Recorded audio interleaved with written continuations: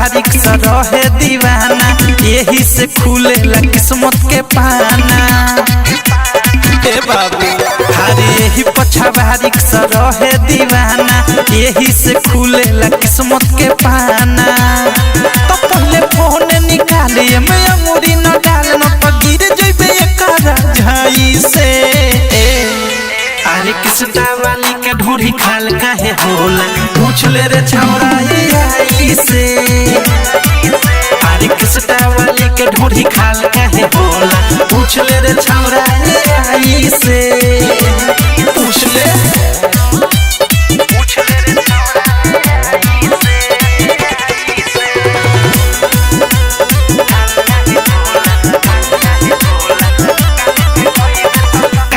गईबे तो हो जाइबे बहिर, फीता से नाप बाटे एक बीता गहिर।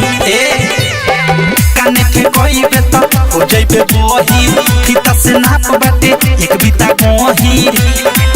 हेने आओ देते बानी सुझाव, तुला जाता रे का बड़का भाई से रे। अरे किसटा वाली के ढूढ़ी खाल काहे होला, पूछ ले रे छौरा आई से। किसटा वाली के ढूढ़ी खाल काहे होला, पूछ ले रे छौरा आई से। पूछ ले विकेश भोजपुरिया।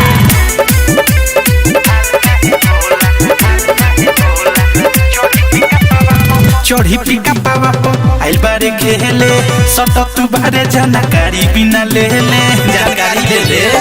चढ़ी पिका पावा आइल बारे खेले, सट तू बारे जानकारी बिना ले ले।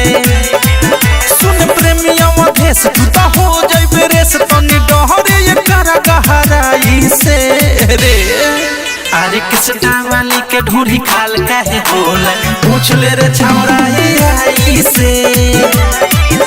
अरे किसटा वाली के ढूढ़ी खाल काहे होला, पूछ ले रे छौरा आई से।